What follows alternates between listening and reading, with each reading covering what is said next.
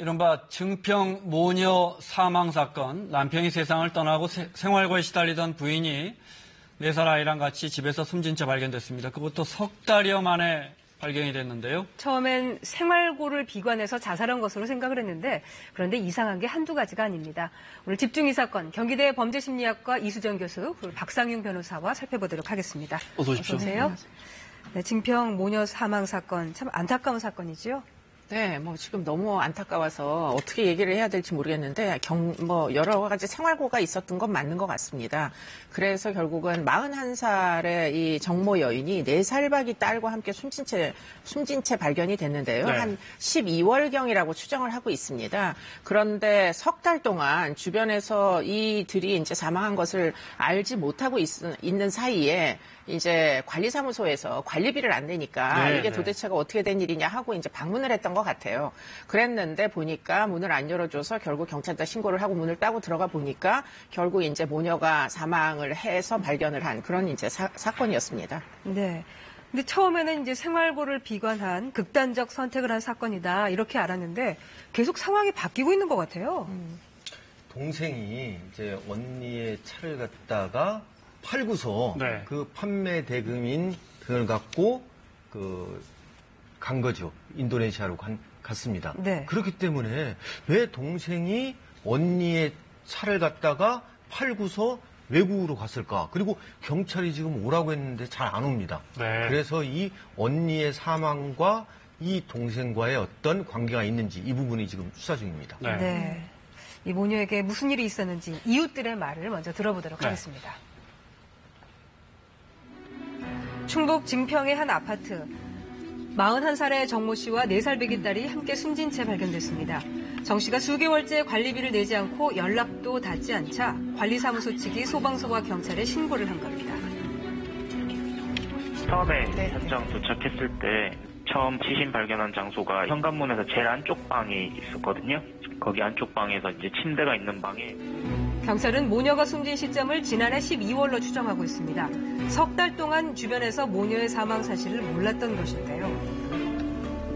아무래도 없어요. 다 주변에 들어봐도 다 모르게. 막 우편함에 이렇게 빼있었는데 제가 확인을 했었는데, 그걸 안 빼가지고 하나 생각을 했긴 했는데, 이렇게 될지는 몰랐어요.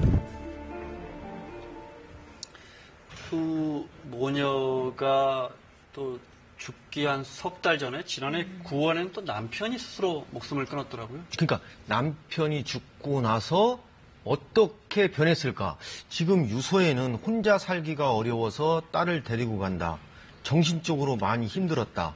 딸이 자꾸 아빠를 찾는다. 이렇게 돼 있거든요. 네. 그런데 실질적으로는 과연 경제적인 어려움 때문에 자살을 했는지, 지금 자살인지 타살인지 아직 명확히 수사 중에 있지만은, 아니면은 딸은 정말로 이 유서상에 쓰인 정신적으로 힘들어가지고 했는지, 이 부분은 조사를 좀 해봐야 할 것 같습니다. 물론 스스로 목숨을 끊는 이유가 꼭 경제적인 이유만은 그렇습니다. 아닐 테니까요. 근데 경제적인 상황은 좀 우리가 좀 짐작해 볼 수 있지 않습니까? 예를 들어 그 집에 전세 보증금이 얼마인지. 임대 아파트 살았는데요. 임대 아파트. 이 임대 아파트가 보증금이 상당히 고가였다는 겁니다. 그리고 기초 생활 수급자가 아니었다는 겁니다. 수급자는 그러니까 아니었고. 예전에 송파 세모녀 자살 사건하고도 틀리죠. 그리고 또 남편 사망 전까지 지역에서 유명한 학원 강사였고 식당까지 운영했다는 겁니다.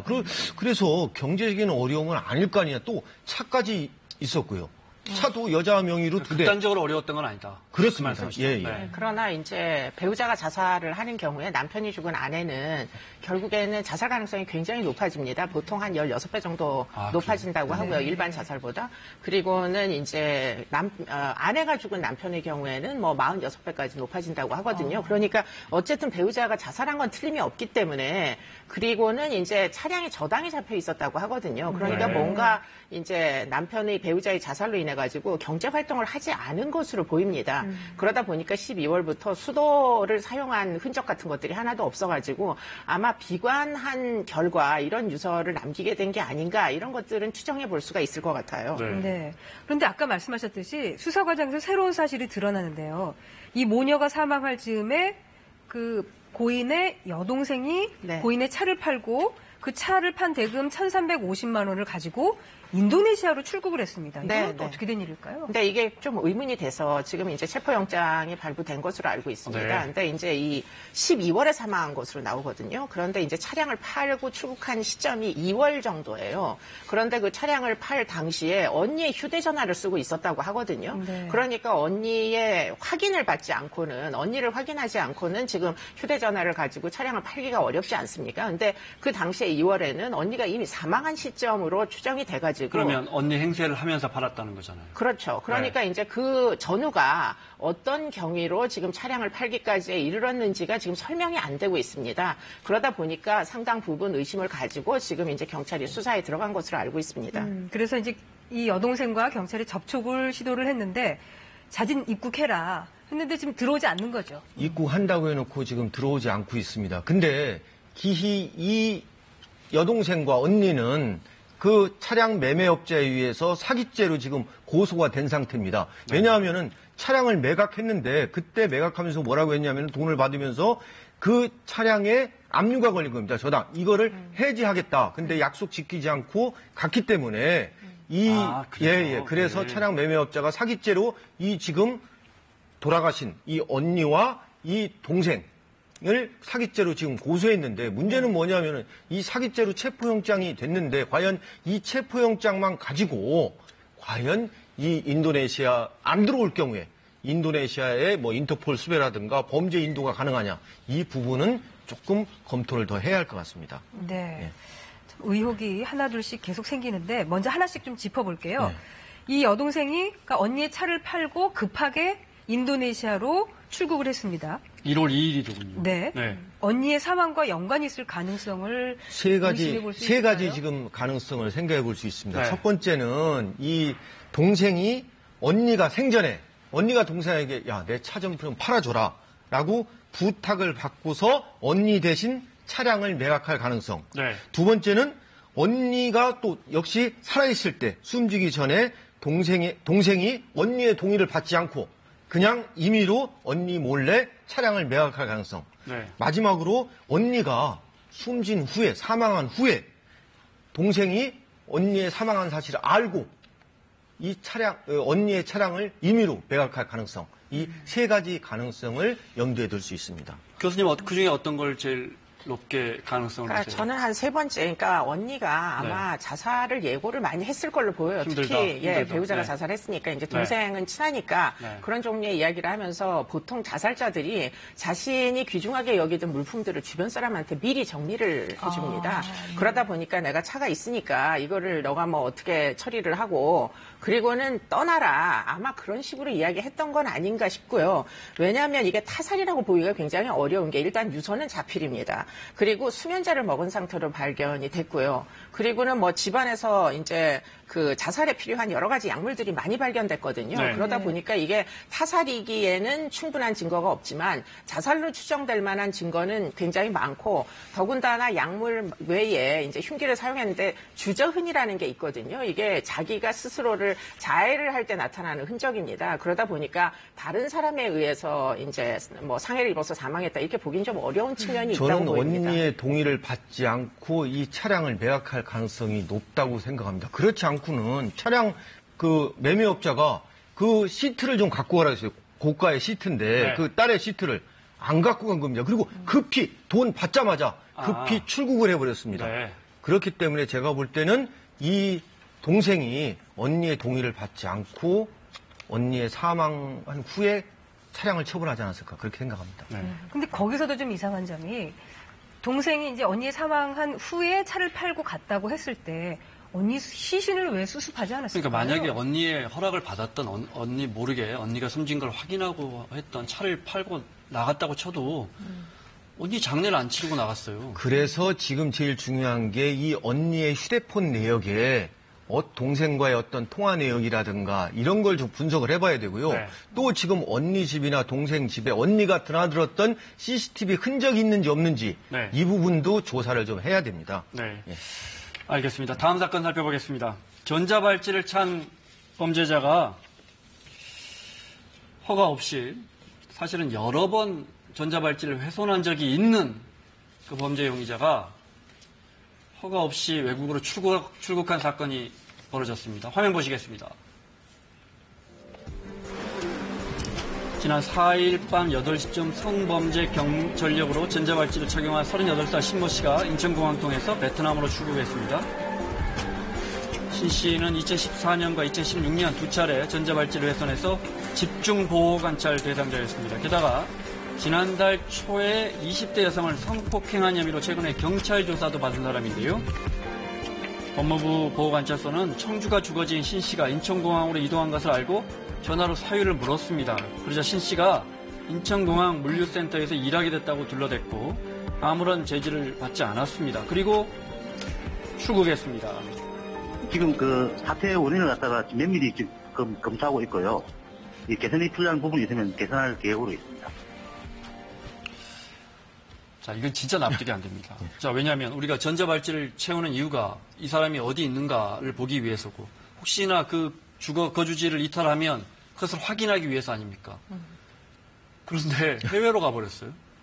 아니, 전자발찌 착용하는 이유가 뭐냐 하면은 위에서 감시하는 거거든요. 재봉을 감시하는 거거든요. 그러면은 해외에 나가면은 감시가 안 되는 거 아닙니까? 그러면 당연히 해외에 나갈 때 이 신고를 하거나 허가를 받도록 해야 되는데 저 또한 이게 좀 어떤 전자발찌 감시 시스템에 문제가 있는 거 아닌가. 이번 사건을 계기로 해가지고 전자발찌 이 감시 시스템 바뀌어져야 한다고 생각합니다.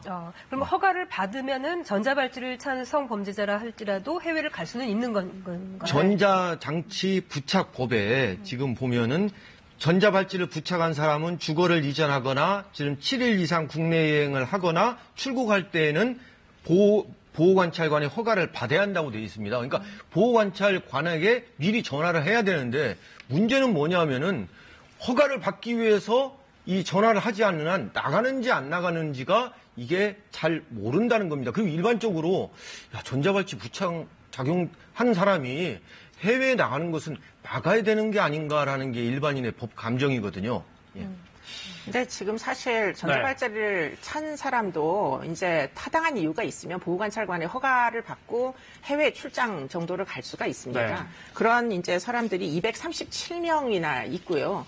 그런데 237명이 다 나갔다 왔다 이 말씀이시죠? 나갔다 왔습니다. 네. 그러니까 허가를 받고 나갔다 나가는 건 왔는데 문제가 없는데. 네, 그런데 문제는 이 돌아오지 않은 사람들이 지금 발생을 하고 있다는 데서 문제가 있고요. 그러다 보니까 지금 이전에도 일본으로 이제 나갔다가 증발한 사람이 하나 있었고 지금 네. 이번 케이스 같은 경우에는 아예 전자발찌를 감독하는 보호관찰관한테 허가를 받지 않고 그냥 그게 중요한 거 아니에요? 네, 찬 차로 그냥 나가는 일까지 벌어지다 보니까 이게 이제 뭔가 관리가 허술하다 이런 비판이 나오는 것이죠. 실은 인천공항에 찍혔습니다. 공항으로 가는 게 감시센터에 찍혀가지고 네. 너 왜 거기 있느냐 하니까 저 여기 물류센터에서 일하러 갑니다. 실은 출국하는데 그런데 감시센터에서 그 말을 그대로 믿었다는 겁니다. 아니, 그 경찰은 그렇게 놓쳤다 치고요. 저희 출입국 시스템이 아주 복잡하지 않습니까? 예를 들어 네, 검색 때도 통과하면 금속류 있으면 삑 했을 거 아닙니까? 네. 그럼 뭐 봅시다 하면 이게 발을 차고 있을 거 아닙니까? 안 울리나요? 그래서 소리가 울려가지고 지금 그 직원이 출입국 관리 쪽에서 이제 네. 이 사람에게 무슨 뭐 어떤 경위로 이렇게 됐느냐 했더니 마치 허가받은 것처럼 이야기를 하고 그냥 네. 통과를 했다는 거예요. 네. 그런데 문제는 인천공항공사에서 그러면 보안 시스템 내에서 이렇게 경보가 울리면은 일단 잡아놔야 될 거 아닙니까? 허가를 했는지 안 했는지를 확인해야죠. 법무부에다가 허가가 날 때까지 일단 체류를 시켜야 되는데 그러지 네. 않고 그냥 이 사람 얘기만 듣고서는 그냥 나가게 내버려 뒀다는 데 문제가 사실 있어 보입니다. 경찰도 놓쳤고 출국 심사를 한 법무부 산하니까요. 네.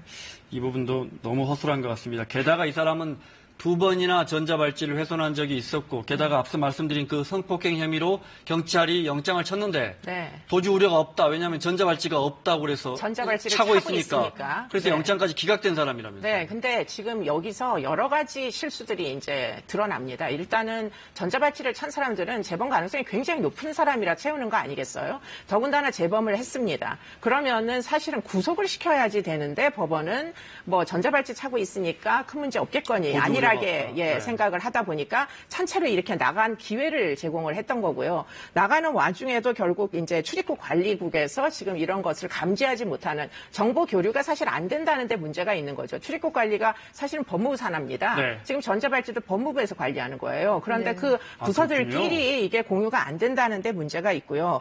또 한 가지는 이 이제 위험한 사람이 이런 종류의 문제를 저질렀을 때 경찰이 사실은 즉시 출국 금지를 시킬 수 있으면 그나마도 지금 출국을 안 했을 텐데 그러지 못한 부분도 좀 허술한 측면이 있는 것 같아서 제가 아까 법무부에다가 한번 문의를 드렸더니 네. 지금 여러 가지 제도를 개선한다고 하거든요. 그래서 일단은 공항공사나 항만공사에다가 연락을 해가지고 지금 업무 협조가 시작됐다고 합니다. 보안 검색대에서 불법으로 이렇게 전자발찌를 차고 나가려는 사람이 있을 경우에는 지금처럼 내보내지 말고 일단은 대기를 시키고 사실관계를 확인하도록 그렇게 이제 지금부터 시작을 했다고 합니다. 그렇기 때문에 이번 사건처럼 이렇게 베트남에 불법으로 출국하는 일은 발생하지 않을 것으로 그럼요? 보입니다. 네. 예. 네. 그나마 이제 그 출국 사실을 뒤늦게 알고 국제공제 통해서 베트남 현지 공항에서 잡은 거죠. 네. 네, 알겠습니다. 여기까지 듣겠습니다. 자, 집중의 사건 경기대 범죄심리학과 이수정 교수 그리고 박상윤 변호사와 함께했습니다. 고맙습니다.